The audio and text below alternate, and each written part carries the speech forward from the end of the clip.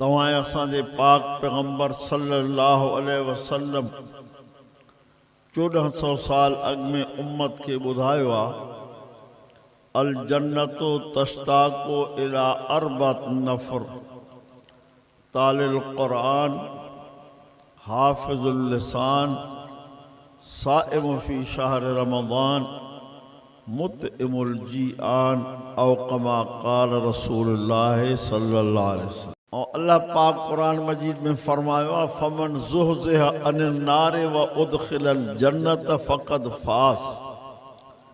रब फरमायो जो को जहन्नम का बचायो जन्नत में दाखिल थियो इहो कामयाब थी।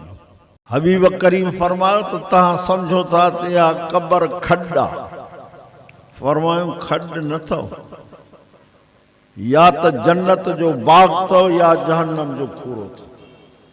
दुआ कयो त अल्लाह साईं तव्हां सां समूरन जे कब्रन के जन्नत जो बाग। आयतल कुर्सी के भेरे ॾियण वारो महबूब फरमायो त मरण जी देर आहे उन जे कब्र के जन्नत जे बाग थियण जी देर न आहे। मरे त कब्र जन्नत जो बाग। हिकिड़ो भेरो ॾेई छॾियऊं मरण खां पोइ या सूरत नूरानी शक्ल वठी कब्र में अची मालिकुल मुल्क जा ॾो सिफारिश कंदी रब हे माखे पढ़ंदो हो पोइ सुम्हंदो हो इनखे माफ़ कर।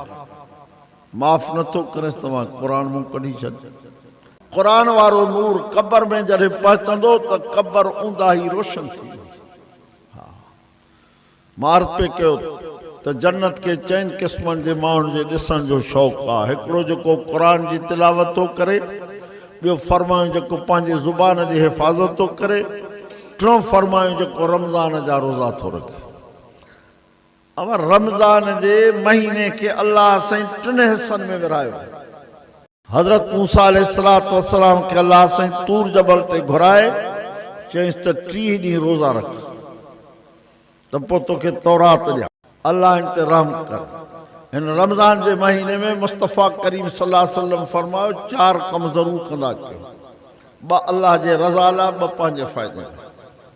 फरमायो अल्लाह साईं खां जन्नत घुरंदा कयो, जहन्नम खां पनाह घुरंदा कयो, कलमो शरीफ़ घणो पढ़ंदा कयो, तौबा कंदा कयो।